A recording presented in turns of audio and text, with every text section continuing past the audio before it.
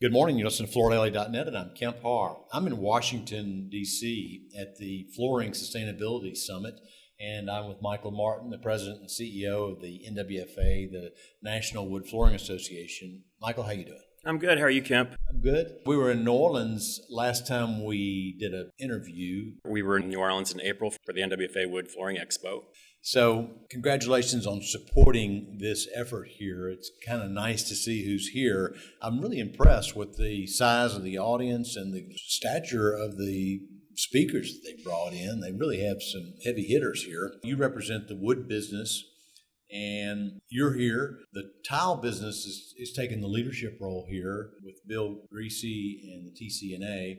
And the laminate business is here as well, along with many of the manufacturers. Tell me how you got involved with this. Some of these conversations go pre-COVID, but the last year or so we've been having conversations with TCNA. They came to us and asked us if we would be interested in joining with them to do this sustainability summit and to sponsor it. And we said absolutely. And as you know, we did a study together with the Tile Council. We've done a lot of work together over the years, but it's really been good to show the values of especially the hard surfaces and environmentally how much more sustainable really the products are. So wood, it's natural. It's a plant-based material. It's been interesting to listen to the dialogue today, carbon footprint, embodied carbon, things like that. So it is a natural for a natural product to be here, right? Oh, absolutely. And I think, what we're seeing more and more of, especially coming out of the Biden administration, has been this focus on carbon. And no building material, whether it's flooring or buildings, has a better sustainability story than wood, which when you cut it down at the right point, you're capturing the carbon before the tree dies and it goes out into the air. So that's the first bonus. The second bonus is when you put it into a finished product, that carbon is stored forever. So even when wood goes into a landfill, 92% of the carbon is sequestered until it rots and goes away. And it's really the only product that'll go back to nature, dust to dust, if you will. So it has a really great story, and we're just now being able to tell that story. We finally have the science to back up what we've been saying for years as far as life cycle analysis and the environmental product declarations. Having completed those in the last year or so, that really gives us the ability to prove what we've been saying all along, which wood is the most sustainable product there is. So you've actually published EPDs related to your product. Correct. We have an EPD, an environmental product declaration, for solid wood floors and for engineered wood floors. Both perform really well. Solid comes out just a little bit ahead, and that's basically because it's one piece versus multiple pieces glued together. Either product, both are very sustainable and did really well with the EPDs. If you look at the chart about how it compares to other flooring products, you'll very clearly see the choice is clear. And how long does a wood floor last? Well, that depends how well you take care of it. But for the most part, for the point of the life cycle analysis and the EPDs, we went on a 75-year basis for wood flooring. And if it's solid, what do you do if it starts uglying out?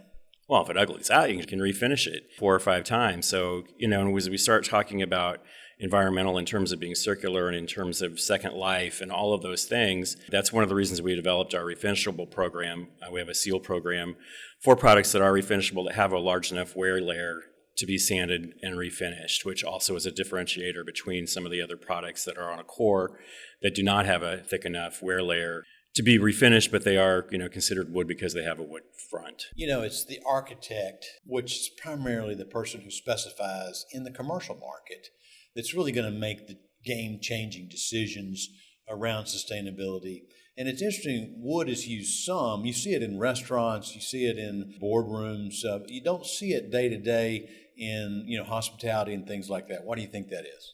Typically, if you're looking at an office environment, you're talking about a 7 to 10 year lease, and the investment of putting wood into something for 7 to 10 years just doesn't make a lot of sense when you're going to put carpet tile in, and then 7 years somebody else is going to come in and lease the space and just change up their color scheme. I don't think it's a particularly good use of wood in a commercial environment. But of course, when you're talking about bars and restaurants and hospitality type places within hotels on that space, there's definitely a purpose for wood in those. A lot of things come down that pike through the architectural field and the design field into the residential field, coming out of commercial into residential. So the influencers, we have to really get to the architects and designers in order to carry that message down, and we can keep pushing it up through the consumer and back up through the designer, and try to hit the supply chain from both sides so that we're getting the value message out there. But again, as you said, with it mostly being commercial architects and working on projects and specifying projects, we have to really focus on that messaging and get it out there. Whether they're using the product or not, they need to know about it. Well, you win in the whole scheme of biophilia too, right? Absolutely. The health conditions, the beauty that people want around them, the natural part of wanting to bring nature inside the home.